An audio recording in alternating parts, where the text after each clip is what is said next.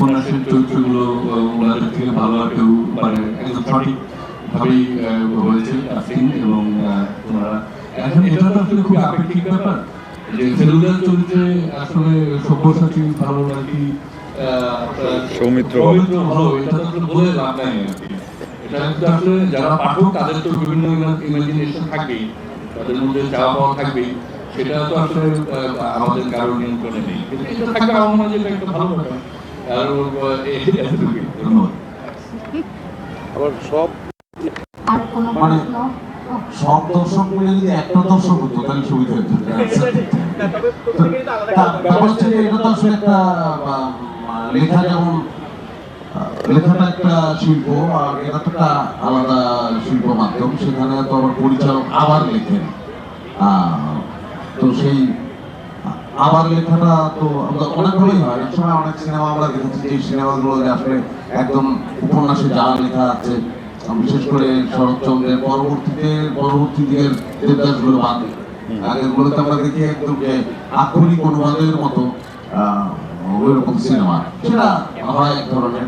আবার সেই গল্পটা নিয়ে পরিচালকের মস্তিষ্কে আরো অন্য ধরনের ভাবনা আসে, তার ছাপও আমরা পাই, নানানভাবেই হতে পারে। তবে আমরা আমাদের এই সিনেমা আমি আসলে যতটুকু দেখলাম এবং কাজ করতে গিয়ে যেটা বললাম যে ওই কথা একটাই, আনন্দ সংক্রামিত হবে।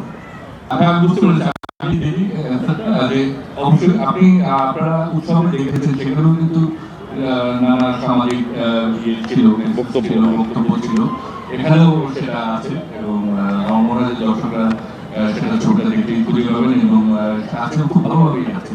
এবং এখানে আসলে হুমায়ুন আহমেদ স্যারের বইটা পড়লেও আমরা দেখবো যে স্যার বইটার মধ্যে দিয়ে আপনি ট্রেনটার মধ্যে দিয়ে পুরো বাংলাদেশের একটা রূপ দেখিয়েছেন, বাংলাদেশকে দেখিয়েছেন ট্রেন এবং ট্রেনের যারা যাত্রী তাদের মধ্যে।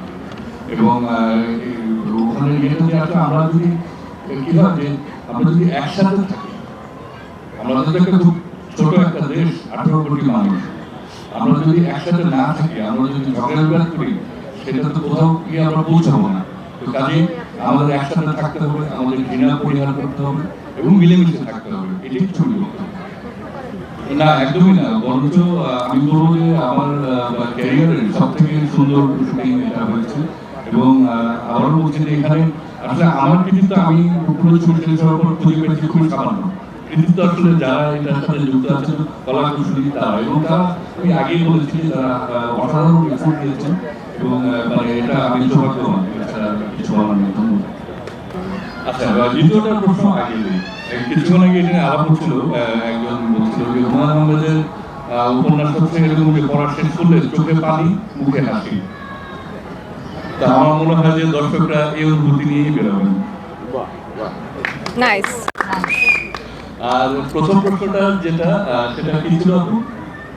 প্রথম প্রশ্নটা হচ্ছে এই প্রজন্মের যারা, আচ্ছা, এই প্রজন্মের সেটা তো আসলে বলা মুশকিল যে তারা দেখবে কি কেন দেখবে না দেখবে সেটা জানি না। আমরা আমাদের কাজটা করেছি, আমরা শুধু এই প্রজন্মের জন্য সকল প্রজন্মের জন্যই কাজটা করেছি। আমরা খুব আশাবাদী যে 9 বছর থেকে 90 বছর বয়সী সবাই, নারী পুরুষ নির্বিশেষে সবাই এটি পছন্দ করবে। ধন্যবাদ।